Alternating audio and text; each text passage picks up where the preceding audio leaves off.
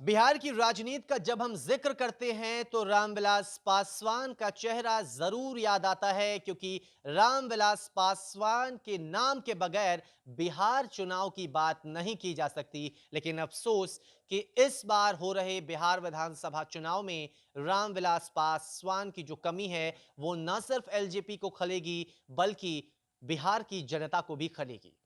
रामविलास पासवान एक ऐसे नेता रहे जो शुरुआत में तो कुछ और करना चाहते थे, लेकिन उन्होंने एक अलग फैसला लिया। बहुत कम ही लोगों को यह जानकारी है कि रामविलास पासवान दरअसल पुलिस अधिकारी बनना चाहते थे। उन्होंने एमए की डिग्री ली, एलएलबी की डिग्री ली और उन्होंने डीएसपी पद के लिए क्वालिफाई भी किया। उन्हें डीएसपी पद के लिए नियुक्ति पत्र भी आ चुकी थी, लेकिन वहां पर रामविलास पासवान ने एक अलग फैसला लिया। उन्होंने यह सोचा कि नहीं, उन्हें जनता की सेवा करना है, उन्हें राजनीति में उतरना है और इसीलिए उन्होंने उस पद को ठुकराकर सक्रिय राजनीति में उतरने का फैसला किया। और फिर आया 1969 का वो साल जब सोशलिस्ट पार्टी से रामविलास पासवान ने चुनाव लड़ा।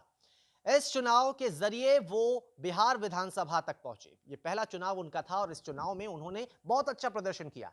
1977 की अगर हम बात करें तो 1977 में एक नया रिकॉर्ड रामविलास पासवान ने बनाया था। वो हाजीपुर सीट से चुनाव लड़े थे।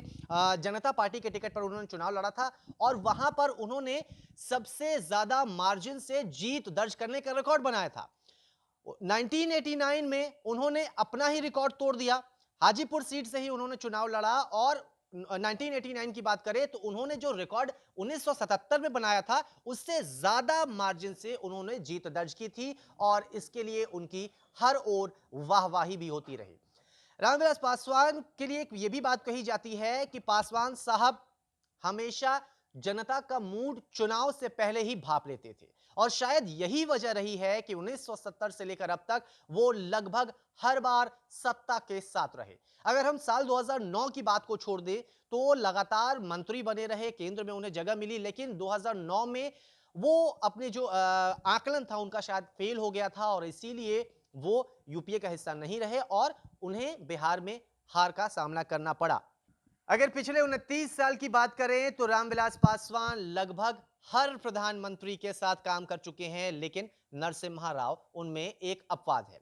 अगर बात करें लोक जनशक्ति पार्टी की तो इस पार्टी का गठन 2000 में इन्होंने किया था। साल 2000 के दौरान लोक जनशक्ति एलजेपी जो पार्टी है, लोक जनशक्ति पार्टी, उसका गठन रामविलास पासवान ने किया था और वो लंबे अरसे तक एलजेपी के अध्यक्ष भी रहे। लेकिन बाद में उन्होंने चिराग पासवान को इस पार्टी की कमान सौंपी और चिराग पासवान ने भी इस पर एक उन्होंने अच्छी भूमिका निभाई और इस पार्टी को उन्होंने भी आगे बढ़ाने की मदद की।